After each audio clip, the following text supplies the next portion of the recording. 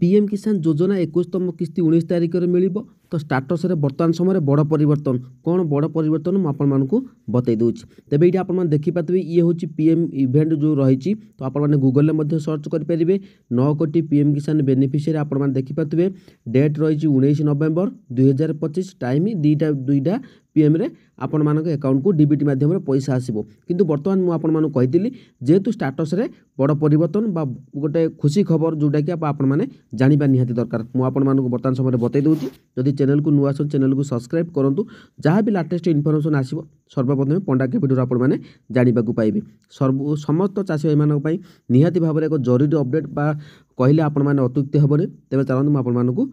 खबरटी बतई दूँगी। तो बर्तमान आम पीएम किसान आम गूगल में सर्च करवा पीएम किसान सर्च कर सारापर तो आपण मैंने टिके समय वेट करेंगे तो देखो ये भाव में आपण पेज टी ओपन हो तो देखो समस्ते मन रखु पीएम किसान जो गूगल में सर्च कर आपण मैंने आगे अपडेट करूँ निज मोबाइल की आपको कहीदे सब आप मोबाइल को अपडेट कर रखु तेज आम ये आसला कौन पीएम किसान बेनिफिशियरी स्टाटस आम तारी उपर क्लिक करवा तो देखूँ जो मुझे क्लिक कर दूसरी देखो बर्तमान समय सर्भर इरर इन एप्लिकेशन रही तो आपण मैंने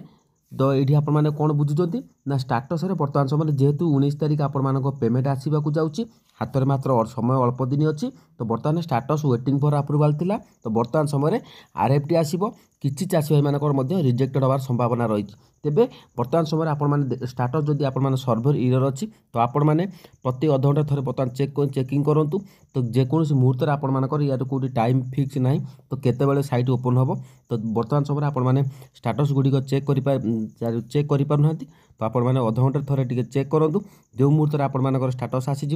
चेक करहब से मुहूर्त आप स्टाटस देखीदे तो स्टाटस निहाती भाव में आपर अपडेट आसीथिबो RFT by sign by state आसीथिबो तो किसी चाषी भाई मानकर रिजेक्टेड होबार संभावना रही तो आपण मैंने देखु जदि आपण स्टाटस टी देखी हम तेबे निहाती भाव में आपण मैंने देखी सारा पर मते कमेंट सेक्शन में कमेंट करूँ। जय जगन्नाथ।